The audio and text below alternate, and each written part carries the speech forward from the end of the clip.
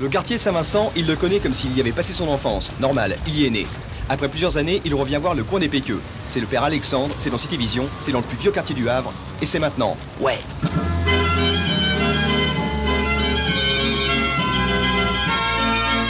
Saint-Vincent est le quartier du Havre le plus ancien. Peut-être vous rappelez-vous qu'on l'appelait alors la Rampe. Pêcheurs, dockers et marins constituaient l'essentiel de sa population. Le père Bernard Alexandre a vu le jour dans ce petit village. Qui mieux que cet intarissable conteur pouvait nous servir de guide? Le hors-saint ne s'est pas fait tirer l'oreille. Nous l'avons suivi dans le quartier libre de ses souvenirs. L'empêcheur de prier et de penser en rond revient au pays. Le gamin de la Rampe se souvient.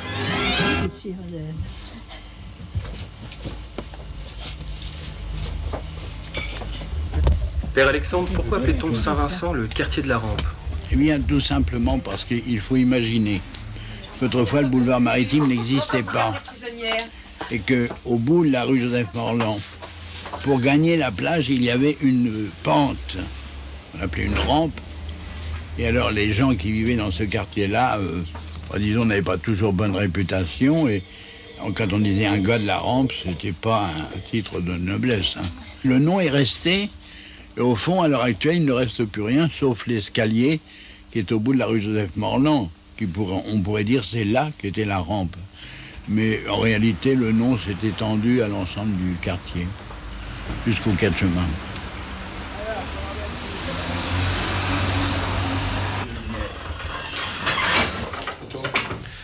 Monsieur Leroux, oui.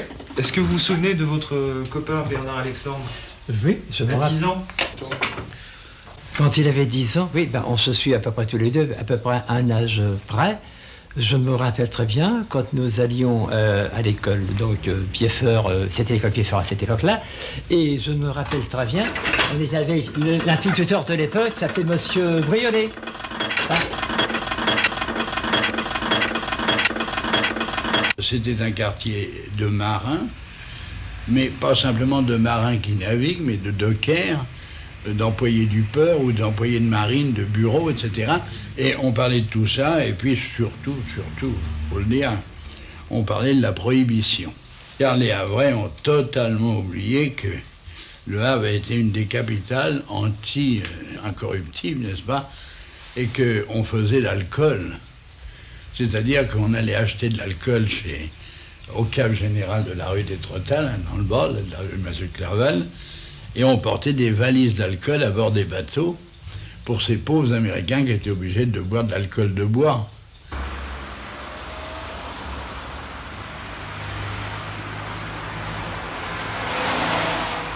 Nous étions dans la guerre 14-18 et que le gouvernement belge avait sa capitale ici à Sainte-Adresse.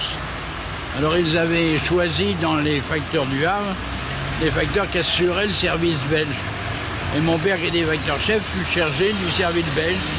Et il a amené le courrier ici parce que la villa maritime, ici sur le boulevard, était habitée par la famille royale. Et en particulier par un jeune qui deviendra plus tard Léopold III. Bon, alors cet endroit-là, pendant la guerre, était couvert de batteries de DCA qui ont en partie protégé, disons-le, le quartier Saint-Vincent. Les vagues de bombardiers évitaient les DCA.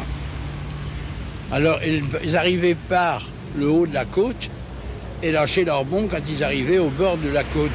Si bien que là encore, étant donné le temps de la courbe et la parabole faite par les bombes, le bas de la côte était protégé. Si bien que le quartier Saint-Vincent s'est trouvé ainsi mis en dehors des bombardements. Moi qui étais assez turbulent, il était mon voisin en 6e. C'était mon voisin d'études. Je le tenais. Oui. Tu as eu du succès, maintenant t'es millionnaire avec ça maintenant. Ah oui. Archi même. Oh, mais plus que ça. Hein? T'as qu'à demander au percepteur.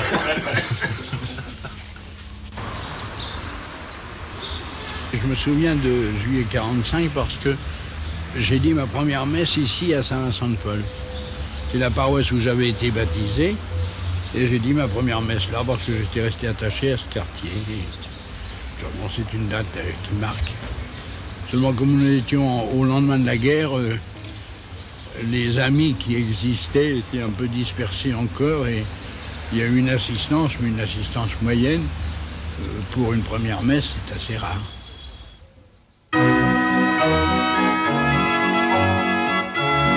Je joue bien avec des moments.